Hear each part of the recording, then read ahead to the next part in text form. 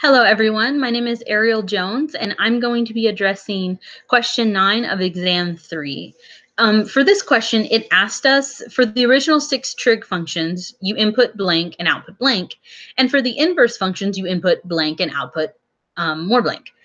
And in all honesty, I wasn't really understanding specifically what it was asking. I wanted a value to kind of plug and chug, and I didn't really get the message it was trying to convey. So I decided to take a look back at what makes it an inverse function versus the original functions, and that made it a lot clearer to me. So I'm going to use sine since it's just the simple first one that came to my head.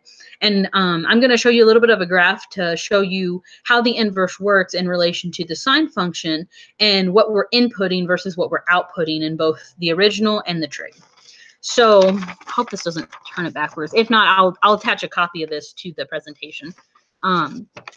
So for the original, we have y equals sine of x, and the inverse, is y equals, here's the inverse of sine x.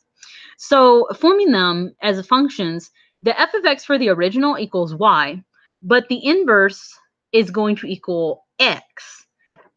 So that means if we have point x of y in our original, it's going to give us point y of x. And we can show this graphically by plugging in these numbers. And we're going to use the interval of pi over 2 to negative pi over 2, because since we are using the sine function, that gives us one period of sine that is a function. So here, sorry, I had to cut them apart because I drew the wrong ones on the wrong side. So we have the original sine function. Sine of x equals y. So if we take the sine of pi over 2, we're going to get 1. And so that gives us this first point right here. And then at the origin, it creates 0. And then once again, if we take negative pi over 2, it's also going to give us a negative 1. And all of this can be verified via the calculator that yes, indeed, those are the points we get for this standard function. Now, if we take the inverse of sine, which is instead plugging in the y values to get the x values, it gives us something that looks a little like this. For the inverse of sine, whenever we plug in 1, we are going to be getting pi over 2, versus in the original, we plugged in pi over 2 and got 1. So the inverse, we're going to plot that point here. 0, it still passes through the origin here. And then by plugging in a negative 1, we get that negative pi over 2. So instead of plugging in the x values and receiving the y, we're plugging in the y values of the original one and getting the x's for the inverse. And we know it's an inverse. If we were to put these over each other, they're going to have they're going to be reflected over the y equals x axis. And that's going to show us how they are inverses of one another, that this is the original function and that this is the sine function.